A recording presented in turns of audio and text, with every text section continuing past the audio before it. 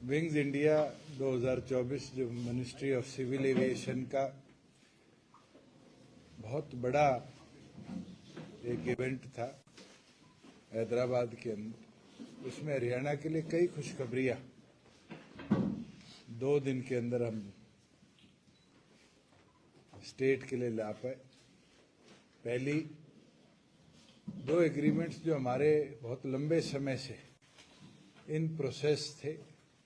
पहला हिसार एयरपोर्ट की फंक्शनैलिटी के लिए, मैनेजमेंट के लिए हमारा सहयोगी एयरपोर्ट अथॉरिटी ऑफ इंडिया बनेगा। उसका एग्रीमेंट कल सुबह साइन भी हुआ और एग्रीमेंट साइन होने के साथ साथ आज के बाद जितनी technical support, air traffic control और एयरपोर्ट अथॉरिटी ऑफ इंडिया के सहयोग से जो हमारे रडार्स और जो टेक्निकल इक्विपमेंट चलेंगे, उसका एग्रीमेंट गवर्नमेंट ऑफ इंडिया से हो चुका है और अब जल्द उनकी टीम भी फरवरी के अंदर यहां डिप्लॉय हो जाएगी, जो आगे सारी टेक्निकलिटीज को देखेंगे भी और फंक्शनिंग को मिड मार्च तक कंप्लीट कर लेंगी, जिससे अप्रैल महीने के अंदर जो एरोप्लेन्स की कनेक्टिविटी है उसकी हम शुरुआत कर पाएंगे, जिसमें कैट 2 टेक्नोलॉजी की हमारी लाइट की फिटिंग है, ILS इक्विपमेंट की इंस्टॉलेशन है, IMD इक्विपमेंट्स की इंस्टॉलेशन है, हमारे ATC टावर का कंप्लीशन है, प्लस जो बोर्डिंग, अराइवल, डिपार्चर इस तरह की फैसिलिटेशन है उसकी हैंडलिंग है। तो अब आने वाले भविष्य में हिसार एयरपोर्ट में एयरपोर्ट अथॉरिटी ऑफ इंडिया का पूरा इसमें सहयोग रहेगा। दूसरी जो खुशी की बात है कि प्राइमरी एयरलाइन कौन सी होगी। जहाज लाने बहुत आसान है, 1 दिन, 5 दिन, 10 दिन, मगर कंटिन्यूएशन के अंदर यहां से फ्लाइट्स चले, VGF के माध्यम से अब यातायात सेवाएं हम शुरू करेंगे, जिसमें गवर्नमेंट ऑफ इंडिया से उड़ान 5.2 जो पिछले साल की योजना थी, उसके अंदर ऑलरेडी हिसार दिल्ली, हिसार चंडीगढ़ के अप्रूवल आ गए और जो उड़ान 5.3 परसों लॉन्च हुई थी, उसके अंदर अलायंस है अगले 1 में हिसार को दिल्ली, हिसार, अहमदाबाद, अहमदाबाद, जयपुर, हिसार, दिल्ली, जिससे राजस्थान के लोगों की कनेक्टिविटी भी हम बेहतर कर पाएंगे। इस कनेक्शन का एक प्रपोजल दिया है। हफ्ते में 2 दिन दिल्ली, हिसार, मनाली जो बुंतर एयरपोर्ट है, दिल्ली, हिसार, शिमला, दिल्ली, हिसार, धर्मशाला, हफ्ते में 2 बार इन तीनों डेस्टिनेशन पे कनेक्टिविटी हमने प्रस्तावित करी है। और दिल्ली, हिसार, चंडीगढ़, देहरादून, ये एक सर्किट जो हमारा पीछे भी अप्रूव्ड था जब एयर टैक्सी की शुरुआत करी गई थी, उसको हम रिवाइव करेंगे। 1-2 और प्रपोजल हमने बनाए हैं, मगर उसके अंदर पेलोड कितना एरोप्लेन कैरी कर पाएगा, इसकी कनेक्टिविटी के ऊपर अलायंस एयर हमें पूरा सर्वे कर देगी, जिसमें हिसार, आगरा और इन फ्यूचर क्या वो जहाज आगे अयोध्या तक जा पाएगा, इसकी कनेक्टिविटी भी हम प्रस्तावित कर रहे हैं। तीसरा जो बहुत बड़ा निर्णय गवर्नमेंट ऑफ इंडिया की मौका के साथ हुआ है, वो है कि हमारा हेली हब का जो प्रोजेक्ट गुड़गांव का था, उसका एग्रीमेंट फाइनल हो गया है। लैंड की जो फिजिबिलिटी पहले नहीं हो पाई थी, क्योंकि वहां पर मेट्रो का एक पार्किंग स्टेशन, रिपेयर स्टेशन आ रहा था, उसको हमने मानेसर रिलोकेट कर दिया है और अब 30 एकड़ लैंड के ऊपर हमारे बीच में हेली हब नॉर्थ इंडिया का सबसे बड़ा द्वारका एक्सप्रेसवे के बिल्कुल ऊपर ग्लोबल सिटी से 2 किलोमीटर दूर गुड़गांव में बनेगा, NH के बिल्कुल साथ, जिससे केवल मात्र गुड़गांव या आसपास की 1 घंटे की फ्लाइट नहीं, हेलीकॉप्टर के माध्यम से जितने हमारे श्राइन बोर्ड्स हैं चाहे वो सालासर धाम हो, मेहंदीपुर बालाजी धाम हो, खाटू श्याम जी हो, या नॉर्थ में उत्तराखंड के और हिमाचल के जो हमारे धाम है उसकी कनेक्टिविटी हम करवाने का कार्य करेंगे। प्लस हेली टैक्सी के तौर पर भी कमर्शियल पॉइंट ऑफ व्यू से वो एक एपिसेंटर पूरे नॉर्थ इंडिया का बनने का काम करेगा। उसके एडिशन में क्योंकि हमारा अम्बाड़ा सिविल टर्मिनल का काम चल रहा है, हमने ये प्रस्ताव किया है कि एक फ्लाइट, और उसके लिए 2 एयरलाइंस ने अपना इंटरेस्ट भी दिखाया है कि दिल्ली अम्बाड़ा श्रीनगर हम जुलाई के मध्य तक अगर टर्मिनल का काम कंप्लीट होता है और एयरपोर्ट अथॉरिटी ऑफ इंडिया उसको हमारी सहयोग में टेक ओवर करती है तो हम जुलाई के मध्य तक अम्बाड़ा सिविल टर्मिनल से भी फ्लाइट की शुरुआत कर पाएंगे। अनेक वेयर हाउसिंग और जो कार्गो कंपनीज हैं उनके साथ भी चर्चा हुई है और मैं मानता हूं जो 3800 एकड़ का हमारा सबसे महत्वपूर्ण आईएमसी है, इंटीग्रेटेड मैन्युफैक्चरिंग क्लस्टर, जो एरो डिफेंस के लिए प्राथमिकता बनेगा, उसके लिए हमने उनका स्वागत किया है कि वो लोग आए और हिसार के अंदर अपनी रुचि दर्शाने का काम करें। और बड़ी अच्छी चीज एक हुई कि जो एमआरओ हमारे यहाँ पर पहले फंक्शनल थे, एक एमआरओ था जो जहाज की रिपेयर करता था।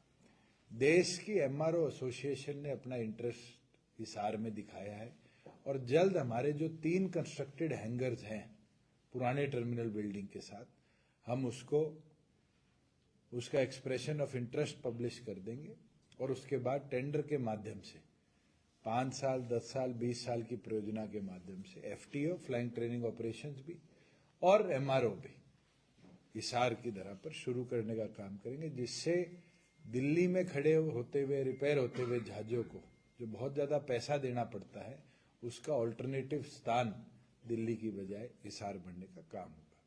मैं मानता हूं कि 4 साल से जो हमने प्रयास किया, धीरे धीरे वो प्रयास हमारा कामयाब हुआ और आज वो परिस्थिति बनी है जिससे हिसार ने अपनी एक जगह देश के एविएशन सेक्टर में बनाई है और आने वाले भविष्य के अंदर भी हेली हब के माध्यम से और इस आईएच के माध्यम से, महाराजा अग्रसेन इंटरनेशनल एयरपोर्ट के माध्यम से हिसार को हम देश के अलग कोने तक कनेक्ट कर पाएंगे। और जो डाटा ज्योतिरादित्य सिंधिया जी ने दिया कि पहले 14.5 करोड़ लोग ट्रेन में यात्रा करते थे, आज वो 14.5 से 15 करोड़ लोग नहीं हुए, मगर जहाज में 13.5 करोड़ से वो संख्या बल आज के दिन 15.5 करोड़ हुई। तो जिस गति के साथ एविएशन सेक्टर बढ़ रहा है देश का, मैं मानता हूं हिसार एक की प्लेयर होगा आने वाले समय में, जहां पैसेंजर ट्रैफिक के साथ साथ कार्गो आउटपुट पे भी हम उसका लाभ ले पाएंगे। सर, लोकसभा चुनाव के मद्देनजर पहले एयरपोर्ट पे रख लो। जब टैक्सी चलती थी सर, उस टाइम टिकट्स के प्राइस एक सब्सिडी के तौर पर मुहैया करवाया जाता था, तो अब उसकी भी कोई है? बिल्कुल, वीजीएफ होती है जिसमें गैप फंडिंग स्टेट करती है और हमने हर प्रकार से इसको स्टडी किया है। अगर हम 9 रूट चलाते हैं तो लगभग सालाना जो हमारा खर्चा होगा, जिसमें अगर 50% कैपेसिटी के ऊपर भी हमारे एरोप्लेन यहाँ से फ्लाई करेंगे, 50% पैसेंजर ही हमें मिल पाएंगे, तो भी सरकार को 19 करोड़ रुपया वीजीएफ में देना पड़ेगा। इसकी पूरी स्टडी करा ली गई। अगर एक पैसेंजर भी नहीं आता तो 19 दूनी 38 करोड़ रुपया सरकार के ऊपर 1 साल का खर्चा 9 रूट्स पे पड़ेगा। पर मैं मानता हूं कि जहां जहां देश में एयरपोर्ट बने हैं, इनिशियल महीना 1.5 महीना वो टीदिंग इश्यूज होते हैं, लोगों को टिकट बुक करना नहीं आता, लोगों को धीरे धीरे समझ आता है कि कैसे ट्रैवल करना है। मगर जो हमने रूट्स लिए हैं, उन रूट्स पर जैसे शिमला है, आम नागरिक भी हिसार ही नहीं आसपास के एरिया से 3 दिन के लिए छुट्टी बनाने तो जाता है, मनाली है 3 दिन तो जाता है। अगर हर तीसरे दिन जहाज उतरेगा तो लोगों के लिए एक टूरिस्ट पॉइंट ऑफ व्यू से भी बड़ी फायदा होगा कि उसको संसाधन नहीं ले जाने पड़ेंगे। उस सारी स्टडी के बाद ही हमने ये 9 रूट प्रस्तावित करे। फ्लाइट जो दिल्ली में लगी हुई है वो भी अभी जीरो विजिबिलिटी के अंदर नहीं ऑपरेट कर पाई थी फ्लाइट, तो हिसार के अंदर जो लाइट, मैं आपको बताता हूं, 3 तरह की कैटेगरीज हैं, कैट 1, कैट 2, कैट 3। कैट 1 जो है उसके अंदर विजिबिलिटी जो है 200 मीटर प्लस होनी चाहिए और उसके अंदर ILS के माध्यम से लैंडिंग होती है। कैट 2 के अंदर 50 मीटर विजिबिलिटी के अंदर भी लैंडिंग हो जाती है और जहां कैट 3 है उसमें 50 मीटर में ऑटो पायलट लैंड कराता है। जीरो विजिबिलिटी में दुनिया के अधिकतम एयरपोर्ट बंद हो जाते हैं। आज के दिन फ्रैंकफर्ट एयरपोर्ट भी स्नोफॉल के कारण, जीरो विजिबिलिटी के कारण एक दिन पूरा बंद रहा, जो कि हमारे से तो एडवांस टेक्नोलॉजी एविएशन में यूज करते हैं। तो ये तो नेचर का खेल है। मगर आज जैसे दिल्ली में फ्लाइट लैंड नहीं कर पाई तो ऑल्टरनेटिव लोगों को अमृतसर जाकर, लोगों को जयपुर जाकर जहाज उतारने पड़े। हमारे पास ये एडवांटेज है कि दिल्ली में इस तरह की कभी व्यवस्था भविष्य में होती है जहां लैंडिंग प्रॉब्लम्स के कारण वहां पर जहाज नहीं उतर पाएगा, तो ऑल्टरनेटिव के तौर पे 25 किलोमीटर की उड़ान में सबसे पास अगर कोई हवाई अड्डा होगा तो हिसार का होगा। सबसे अच्छा ऑल्टरनेटिव अगर दिल्ली एयरपोर्ट का कोई होगा तो हिसार हवाई अड्डा। डोमेस्टिक ऑपरेशन जो आपने बताया, तो क्या ऐसी पॉसिबिलिटी है, क्योंकि नाम जो है इंटरनेशनल एयरपोर्ट है महाराजा अग्रसेन, तो 2024 के चुनाव से पहले इंटरनेशनल फ्लाइट इंटरनेशनल की हमारी चर्चा हुई है। अभी तक देश में 17 इंटरनेशनल एयरपोर्ट है और उसके बाद ऑन कॉल एयरपोर्ट है। हम प्रस्ताव करेंगे कि ऑन कॉल एयरपोर्ट के तौर पे हमारा ये एयरपोर्ट ट्रीट किया जाए। इंटरनेशनल एयरपोर्ट वो होता है जहां फॉरेन फ्लैग कैरियर जो है वो ऑपरेट करता है। आज तक चंडीगढ़ एयरपोर्ट को भी इंटरनेशनल एयरपोर्ट के तौर पे ऑन कॉल एयरपोर्ट का दर्जा दिया गया। ऑन कॉल एयरपोर्ट होगा तो जरूर भविष्य के अंदर, जैसे हमारी इंडिगो इंटरनेशनल करती है, विस्तारा इंटरनेशनल करती है, हमारी एयर इंडिया इंटरनेशनल करती है, इस तरीके से प्लेयर्स को हम इनवाइट करेंगे कि एटलीस्ट जो छोटे रूट्स हैं, दुबई हो गया, हमारे नेपाल हो गया, श्रीलंका हो गया, इस तरह के रूट्स की फिजिबिलिटी देखकर वो अपने ऑपरेशन यहाँ से शुरू करें। क्योंकि इंटरनेशनल एयरपोर्ट या ऑन कॉल एयरपोर्ट के लिए एक एस्टेब्लिशमेंट हमें एडिशनल करनी पड़ेगी, वो कस्टम्स की, हमारे इमिग्रेशन की। उस फैसिलिटेशन के लिए जैसे ही हमारे पहले ऑपरेशन शुरू होंगे हम केंद्र सरकार को प्रस्ताव भेज देंगे कि वो एस्टेब्लिशमेंट भी की जाए, क्योंकि हमारा एक टारगेट है कि इस एयरपोर्ट को इंटरनेशनल कार्गो का हम एपीसेंटर बनाने का काम करें, एशिया का एपीसेंटर बनाए कि एशिया में कार्गो अगर एक्सचेंज होकर डिलीवरी जानी है पूरे सब कॉन्टिनेंट और कॉन्टिनेंट में, तो इसके लिए हिसार सेंट्रल पड़ता है। आप कभी एशिया का नक्शा देखेंगे तो कनेक्टिविटी के लिए आज लोगों को या तो कार्गो सिंगापुर जाकर चेंज करना पड़ता है या दुबई जाकर करना पड़ता है, और उसके बाद भी 8-8, 9-9 घंटे की एशिया कनेक्टिविटी है। हमारी ये एडवांटेज है जियोग्राफिकली कि हम यहाँ से 6 घंटे के अंदर प्रत्येक कोने में एशिया के कार्गो को पहुंचा पाए। अभी जो रूट्स आपने बताए हैं उसके लिए तमाम औपचारिकताएं हम अप्रैल तक पूरी कर लेंगे। मैं ये मानता हूँ फरवरी मिड के अंदर RCS 5.3 जो लॉन्च किया है उसके अंदर औपचारिकताएं हम पूरी कर लेंगे, और VGF का भी जो अप्रूवल्स है अलायंस एयर को, वो भी सरकार देने का काम। मतलब चुनाव से पहले जहाज उड़ जाएंगे, उड़ने शुरू हो जाएंगे। मैं तो मानता हूँ अब चुनाव तो इलेक्शन कमीशन के हाथ में, फरवरी में आचार संहिता लगा देगी तो भी अप्रैल में ही उड़ेंगे, और मार्च में लगाएगी तो भी होंगे। सर डोमेस्टिक में छोटे रूट्स लिए गए हैं, मतलब लंबे रूट्स की, जैसे बॉम्बे या कलकत्ता। क्योंकि अलाउंस एयर का जो एयरक्राफ्ट है वो प्रोपेलर है, और प्रोपेलर की एक लिमिटेशन है, वो 2.5 घंटे की उड़ान भर सकता है। सबसे बड़ा रूट इसके अंदर कोई कनेक्ट होता है तो अहमदाबाद होता है, लखनऊ होता है। इसलिए हम वायबिलिटी देख रहे हैं कि ऑल्टरनेटिव हमारे पास पैसेंजर ट्रैफिक कहाँ बनता है। अगर पैसेंजर ट्रैफिक हमें मिलेगा तो जरूर बाद में तो बड़ी कमर्शियल कंपनीज जैसे अकाशा ने इंटरेस्ट दिखाया है, नई एयरलाइन है, इंडिया की फास्टेस्ट ग्रोइंग एयरलाइन है, 2 से 100 जहाज उनने 1 साल के अंदर अंदर कर दिया, 150 नए जहाज मंगा लिए। ये कितने सीटर होंगे? ये वेरिएशन है 2 की, 48 भी है और 72 भी। आप इसका श्रेय किसे देना चाहेंगे? मैं आपको देना चाहूंगा, मैं आपको दूंगा, क्योंकि आप लोग पूछते रहते हो तो मैं करता रहता हूँ और करता रहता। सरकार को या जज्बा को? श्रेय किसे देना? अंदाजा किराया हरियाणा की जनता को अंदाजा भी किराया क्या हो सकता है इन फ्लाइट? अलग अलग रूट्स पे वेरिएट करेगा और उसको VGF के माध्यम से बैलेंस किया जाएगा। पहले भी जो हमारी फ्लाइट्स गई हैं यहाँ से, वो फ्लाइट्स लगभग 3-3.5 हजार के किराए में देहरादून तक पैसेंजर लेके गई है। तो इनिशियल जो बिडिंग है, क्योंकि वीजीएफ के माध्यम से, तो कम ही किराया होगा। बाद में जब कमर्शियल एक्टिविटी बड़े जहाजों की आ जाएंगी, फिर एयरलाइंस तय करेंगी प्रॉफिटेबिलिटी के अंदर उनको रेट्स क्या करने। आज दिल्ली चंडीगढ़ 1200 की भी टिकट मिल जाती है समय पे, और 9000 की भी मिल जाती है। वो तो अवेलेबिलिटी पे होगी, मगर इनिशियल डेज पे प्राइस फिक्स हम करें।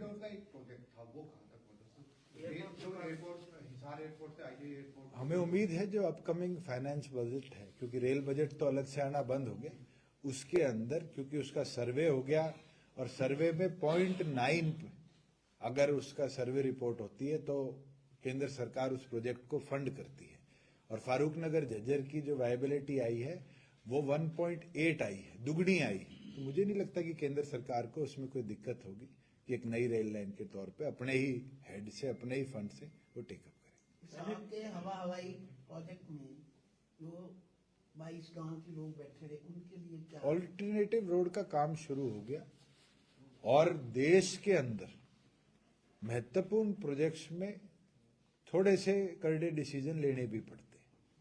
दिल्ली एयरपोर्ट का विस्तारीकरण जब हुआ था, नए रनवे का निर्माण हुआ था, तो केंद्र सरकार ने 5 गांव को रिलोकेट किया था। हमने किसी सिटीजन को तो उसके मकान से अलग नहीं किया। एक सड़क थी, उस सड़क को जरूर रीअलाइन किया है, समय लगा, उनको बीच में भी हमने पैसेज दिया। जब वो पैसेज रनवे के बीच में आ गया और काम में बाधा बढ़ने लग गया तो हमें बंद करना पड़ा। मगर सरकार की गंभीरता थी कि एक नहीं, उन गांव की कनेक्टिविटी के लिए 2 सड़क हमने प्रस्तावित करी। एक जो हमारे एयरपोर्ट की पेरिफेरी है उसके साथ साथ गौशाला के पास निकलेगी, और दूसरी जो एनएचएआई को अभी गडकरी जी से मैं मिला, उसको हैंडओवर हमने कर दिया है। 70% से ज्यादा एक्विजिशन जिस प्रोजेक्ट में हो चुकी थी। अब एनएचएआई अपने एनएच का ही एक्सटेंडेड वर्जन उसको बनाएगा। उसमें दिक्कत ये आ रही थी कि क्लोवर लीफ नहीं बन पा रहा था, क्योंकि एरोप्लेन के रनवे की एलिवेशन में वो आ रहा था। तो उसके लिए एनएचएआई ने सर्वे शुरू किया और उसको अंडरपास के तौर पे, पहला हरियाणा का अंडरपास क्लोवर लीफ के तौर पे हम कनेक्ट करेंगे, और दूसरा जो तलवंडी राणा के साथ की कनेक्टिविटी है उसको क्लोवर लीफ के तौर पे। और डंडूर के अंदर भी जो दिक्कत आ रही है कि लोगों को आगे जाकर यूटर्न लेके आना पड़ता है और कई एक्सीडेंट वहां हुए, उसको भी हमने कहा है कि लैंड कॉस्ट हम बेयर कर लेंगे, और वहां भी क्लोवर लीफ दोनों नेशनल हाईवे का बनाया जाए। बीजेपी कैंडिडेट 10 सीटों पे चुनाव लड़ेंगे सारी लोकसभाओं पे, तो जेजेपी कैसे सोचती है? हम भी 10 की 10 पे तैयारी कर रहे हैं। ये तो अलायंस की बात है, बैठ के फैसले होते हैं। मुझे नहीं लगता कोई पॉलिटिकल पार्टी ऐसी होगी जो ये कह दे कि हम तो एक पे तैयारी करें इन लोगों को छोड़ के। आज के दिन मुझे लगता है आम आदमी पार्टी हो वो भी 10 पे तैयारी कर रही है। पिछली बार भी हमने 10 पे तैयारी करी थी जब तो हम 4 महीने पुराने थे, और उसमें 7-3 का अलायंस हुआ और उसमें मैदान में उतरे। आज के दिन हमारी भी 10 की तैयारी है, भारतीय जनता पार्टी की 10 की तैयारी है, हमारी भी 90 पे तैयारी है, भारतीय जनता पार्टी की भी 90 पे तैयारी है। ये तो अलायंस होगा, और किस सीट शेयरिंग पे होगा ये तो बैठ के टॉप लीडरशिप बात करेगी। सर, फ्लाइट्स की बात कर रहे हो आप, पहले भी 3 बार ये प्रयास हुआ है, लेकिन सवारियां 2, 3, 4 रह जाती थी। एक बार तो सिर्फ 4 ही भाजपा ने। मैं आपको एक चीज बता दूं, इतिहास में जो हुआ है उसको आज से तुलना नहीं करी जा सकती। इतिहास में 4500 फुट का रनवे था, आज 10,500 फुट का रनवे। इतिहास में यहाँ पर वेदर को सपोर्ट देने के लिए इक्विपमेंट नहीं थे, आज यहाँ पर कैट 2 टेक्नोलॉजी के साथ लेटेस्ट इक्विपमेंट लगाए गए। और तो और आज भिवानी हवाई पट्टी है, नारनौल की महेंद्रगढ़ हवाई पट्टी है बाछौद वाली, उनके अंदर ये दिक्कतें आज भी है। 5 बजे ऑपरेशन बंद करने पड़ते हैं, नाइट लैंडिंग नहीं है, सुबह अर्ली मॉर्निंग टेक ऑफ नहीं करे जा सकते क्योंकि लाइट नहीं है। उनका भी काम हमने टेंडर कर दिया। प्लस 4,500 फीट के रनवे पे हमारे पास एक कैपेसिटी प्रॉब्लम थी कि सिर्फ प्रोपेलर इंजन का प्लेन यहां उतर सकता है, जेट इंजन नहीं आ सकता। आज तो दिल्ली हवाई पट्टी से बड़ी हवाई पट्टी हिसार की, और भविष्य के अंदर तो चाहे A380 हो चाहे बोइंग 777 हो, ये एयरपोर्ट हर प्रकार के एयरक्राफ्ट को हैंडल कर पाएगा। पटवारी हड़ताल पर बैठे जी, उनके लिए कुछ उनकी चर्चा हुई थी। मेरे को एक ग्रुप उनका आके सिरसा भी मिला था। ये मैटर क्योंकि उनका पे स्केल बढ़ाने का था, 25,000 को 34,000 में ले जाने का था, रेवेन्यू डिपार्टमेंट द्वारा पहले क्लियर कर दिया गया। फाइनेंस के पास एक क्लैरिफिकेशन के लिए पेंडिंग था, उनकी कोई ऑब्जर्वेशंस थी। मुझे लगता है कि कमिंग वीक के अंदर उसको रिजॉल्व कर दिया जाएगा। ईडी ने भूपेंद्र सिंह हुड्डा से पूछताछ की है दुष्यंत जी, वो कांग्रेस कहती है कि भी प्रेशराइज कर रहे हैं, बीजेपी का काम है ईडी को भेजना, आप कैसे देखते हैं? भूपेंद्र हुड्डा बताए प्रेशराइज कर रहे हैं या सवाल पूछ रहे हैं? मैं तो उस कमरे में नहीं था, ना आप थे। जमीन उनने बेची, सुप्रीम कोर्ट के आदेश पे सीबीआई इंक्वायरी हुई, प्रूव हुआ कि गलत तरीके से सेक्शन 4(6) के बाद जमीन रिलीज करी गई। सुप्रीम कोर्ट ने कर्मा लेकलैंड के साथ लगती हुई Rameshwar versus state of Haryana मुकदमा था, उसमें स्टेट ऑफ हरियाणा के फेवर में जजमेंट दी कि ये जमीन इमीडिएटली वापस HSIDC को जाए। HSIDC उस प्रोजेक्ट के अंदर जो काम खुद करके कंप्लीट बेच सकती है उसको बेचे, और जो खाली पड़ी जमीन है उसको अपने हिसाब से प्लान करे। हमने ऑलरेडी 2 ऑक्शंस निकाल दिए, उसमें 1000 करोड़ से ऊपर रुपया हरियाणा सरकार के खाते में आया। 4 छोटे छोटी साइट्स का आज भी ऑक्शन चल रहा है, और मुझे लगता है कि जो चीज प्राइवेट बिल्डर कमाते उस एक्विजिशन के अंदर से, आज वो पैसा सरकार के कॉर्पस में आ रहा है, और सरकार उसको आने वाले समय में जनता की सुविधाओं के लिए भी लगा पाएगी। बाईपास जो नया बाईपास जो बन रहा है वो कहाँ से बनेगा? किसान दूरदर्शन के लिए आप क्या कर पाए, क्या नहीं कर पाए? देखिए, गवर्नमेंट ऑफ इंडिया ने सभी रीजनल सेंटर्स को माना गया कम किया है, और ये टाइम के साथ साथ टेक्नोलॉजी और मैन पावर सेग्रीगेशन का टाइम आ चुका। बहुत से ऐसे हरियाणा सरकार के भी विभाग थे जिनको चेंज किया गया, छोटा किया गया। मैंने पीछे भी चर्चा करी थी, और उसके ऊपर INB मिनिस्ट्री काम भी कर रही है कि इसको कैसे HAU के साथ जोड़कर हम कृषि संबंधित एक एपी सेंटर जो DD किसान चैनल है उसका बना ले, क्योंकि इतना बड़ा इंफ्रास्ट्रक्चर आज हमारे बीच में बना खड़ा है। जैसे ही केंद्र सरकार उस प्रपोजल पे काम कर लेगी, उस पर निर्णय लेगी। अगर ये निर्णय स्टेट का होता तब तक तो हम टेक ओवर कर इसके ऊपर काम भी शुरू कर देते। एक FPO का जिक्र आ रहा है सर, उसमें ये चर्चा है कि केंद्र सरकार को CBI तक की इंक्वायरी की सिफारिश करनी पड़ रही है। देखिए, मामला माननीय मुख्यमंत्री ने जब ऑडियो कॉल FPO के लोगों से करी थी तब आया था कि बहुत से ऐसे लोग FPOs में रजिस्टर्ड थे जिसका बेनिफिट तो कुछ चुनिंदा लोग लेंगे, मगर IDs बहुत से अननोन लोगों की यूटिलाइज करेगी, क्योंकि इसमें केंद्र सरकार के फंड्स यूटिलाइज थे। एक शेयरिंग प्रोपोर्शन पे ये स्कीम थी, और उस स्कीम के अंदर अगर इस तरह की दिक्कत आई तो केंद्र सरकार ने कहा है कि हम सेंट्रल एजेंसी से इन्वेस्टिगेट करेंगे। और मुझे नहीं लगता हरियाणा सरकार को भी आज कोई परहेज है। जिसने कोई गलती करी है उसकी पूरी इन्वेस्टिगेशन भी होनी चाहिए, और गलत लोगों को सजा भी मिलनी शैलजा ग्रुप जिस तरह से यात्रा निकाल रहा है, कांग्रेस यात्रा निकल रही है, तो उसको कैसे देखती है जेजेपी, आप कैसे देखते हैं? देखिए, कांग्रेस की फूट खुल के सामने आ गई। एक चीज तो साफ होगी, जो कांग्रेस प्रदेश में राज बनाने की बात करती थी, आज वो 2 फाड़ तो खुल के हैं। और जिस तरीके से भूपेंद्र हुड्डा का गुट या SR के गुट अपनी अपनी एक्टिविटी कर रहा है, इनके प्रभारी की भी शायद मैं वर्ड यूज गलत कर रहा हूं, हैसियत पता चल रही है कि उसकी चिट्ठी लिखने के बाद भी काम हो रहा है। जिस पार्टी में इतना ज्यादा इनडिसिप्लिन है, जिस पार्टी के अंदर केंद्र के दिए दिशा निर्देश को कोई फॉलो नहीं करता, उस पार्टी का सत्यानाश ही होता है। और ये जो चुनाव आगामी है, ये कांग्रेस का शायद अंतिम चुनाव रहेगा। सर, पूरे देश के अंदर इस वक्त प्रधानमंत्री की बात चल रही है, लेकिन बीजेपी की तरफ से किसी भी नेता की तरफ से कोई प्रतिक्रिया नहीं हुई है। कोई हमारे तो राष्ट्रीय अध्यक्ष ने कहा है कि हम खुद जा रहे हैं, उनको निमंत्रण भी मिला है। और मुझे नहीं लगता कि श्री राम आपके है या मेरे है। हमारी तो संस्कृति है, सुबह उठते हैं तो राम राम कहते हैं, रात को सोते हैं तो राम राम कहते हैं। तो मुझे नहीं लगता कि इसको एक पॉलिटिकल इशू बनाने की देने की कोई जरूरत है। इसमें तो आपको भी जाना चाहिए। चाहोगे तो एक बस सारे आम आदमी पार्टी एक बुलबुला था जो फट चुका है।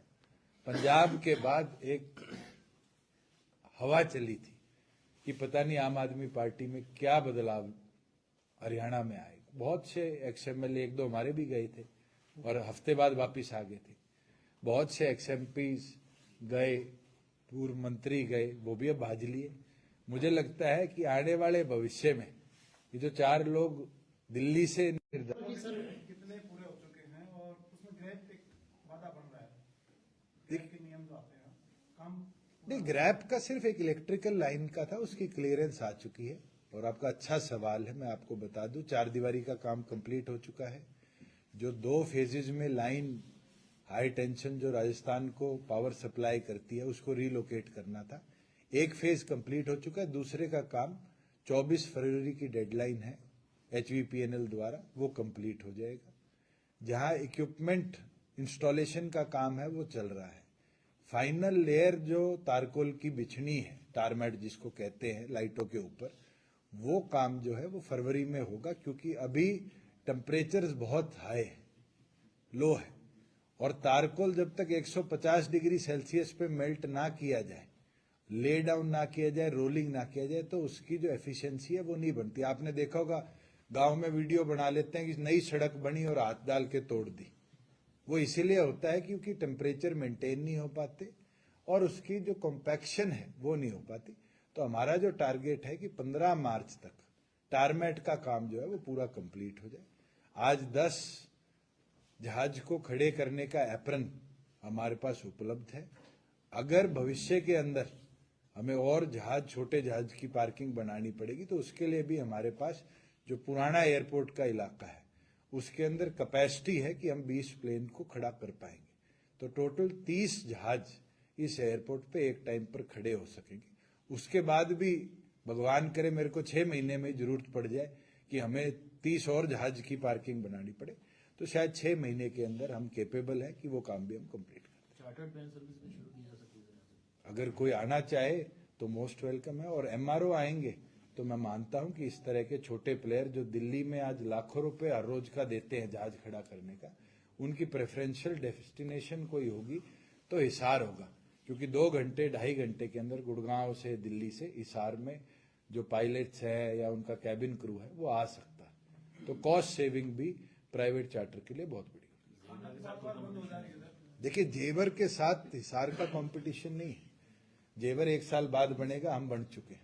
दूसरी चीज है, जेवर के अंदर गवर्नमेंट ऑफ इंडिया का पैसा लगा है। ये प्रोजेक्ट पूरा का पूरा हरियाणा स्टेट गवर्नमेंट फाइनेंस्ड है। इसमें हम सिर्फ टेक्निकल सपोर्ट के लिए एयरपोर्ट अथॉरिटी ऑफ इंडिया को ले रहे हैं। तो दोनों की महत्वपूर्णता बहुत अलग अलग है। जेवर को दिल्ली का पैसेंजर एयरपोर्ट का ऑल्टरनेटिव बनाया गया। हम दिल्ली के ट्रैफिक को टारगेट नहीं करें, हम तो हरियाणा, पंजाब, आधे से ज्यादा राजस्थान, इसके एयर ट्रैफिक को कंट्रोल, इसके एयर पैसेंजर्स को लेना चाह रहे हैं। और मैं एक चीज आपको बताना चाहूंगा कि जो अलायंस एयर ने हमारे साथ एग्रीमेंट किया है, इसके अंदर एक अच्छी चीज है कि अलायंस एयर टर्मिनल 3 से ऑपरेट करती है। तो आने वाले भविष्य में कोई इंटरनेशनल पैसेंजर या जिसकी डोमेस्टिक कनेक्टिविटी T3 से होगी, उसके लिए भी हिसार एयरपोर्ट एक बेनिफिशियल पॉइंट बनेगा कि उसको दिल्ली का ट्रैफिक कट आउट करने का मौका मिलेगा। वो चेक इन यहां कर पाएगा। इंटरनेशनल के लिए चेक इन उसको दोबारा करना पड़ेगा। डोमेस्टिक कनेक्टिविटी का चेक इन देश के दिल्ली एयरपोर्ट से कनेक्टिविटी के लिए वो हिसार एयरपोर्ट से ही कर पाएगा। साउथ का भी रूट होगा यहाँ भविष्य में मैं तो चाहता हूं अमेरिका की भी फ्लाइट उड़े। बेंगलोर और इस तरह के रूट। ये तो भविष्य की बातें हैं। अगर इंडिगो जैसी एयरलाइन आएंगी तो इंडिगो का तो बेस बैंगलोर है, तो वो खुद चाहेंगे कि हम कनेक्ट करें। आकाशा आएगी तो मुंबई उनका बेस है, वो चाहेंगे कि हम मुंबई को कनेक्ट करें। और जो एयरलाइंस बड़े रूट्स पे चलती हैं, वो अगर उनको पार्किंग सस्ती मिलेगी, पार्किंग स्पेस मिलेगी, तो हिसार को वो प्रेफरेंशियल डेस्टिनेशन के तौर पर दिखेगी। सर, पूरे हरियाणा में नगर निगम के कार्यकाल खत्म हो गए। गुड़गांव, मानेसर में 3-3 साल से क्या लगता है कि चुनाव समय तो होंगे, बाद में होंगे? ये काम स्टेट इलेक्शन कमीशन का है। स्टेट का जो काम था वो कंप्लीट हो चुका, के भी ड्रॉ कंप्लीट हो चुके, कल गुड़गांव के भी ड्रॉ कंप्लीट हो चुके, जल्द मानेसर के भी हो जाएंगे। और मुझे लगता है ये जो 8 महानगर और जिनके मेयर का टेन्योर खत्म हुआ है, अगर इनके अंदर भी नए रूल के अंदर BC की जो कैटेगरी के ड्रॉज होने हैं उनको जल्दी पूरा कर दिया जाएगा, तो स्टेट इलेक्शन कमीशन जो डेट निर्धारित करेगी उस पर इलेक्शन करा देंगे। सर, अशोक तंवर के बीजेपी में शामिल होने की संभावना है, अगर वो बीजेपी अभी भी संभावना है। तो इसमें बीजेपी में आते हैं देखिए, तो आपका सिरसा गृह क्षेत्र है, कितना प्रभावित होगा? मैं उनको शुभकामनाएं देता हूं। मेरा तो उनने बहुत सहयोग भी किया है और हमारे रिश्ते बड़े अच्छे हैं। जीवन में वो नया कदम उठा रहे हैं और आगे के लिए मैं बधाई देता हूं। विधानसभा चुनाव की भी चर्चा साथ हो सकती है सर, कुछ लगता है? मैं पक्ष में हूं, इकट्ठे हों, क्योंकि उससे दो फायदे हैं। एक तो इलेक्शन कमीशन की मशीनरी कम यूज होगी, 2 बार नहीं यूज होगी। दूसरा, हमारा भी खर्चा आधा हो जाएगा। मगर आज के दिन ऐसी कोई संभावना नहीं। Thank you ji.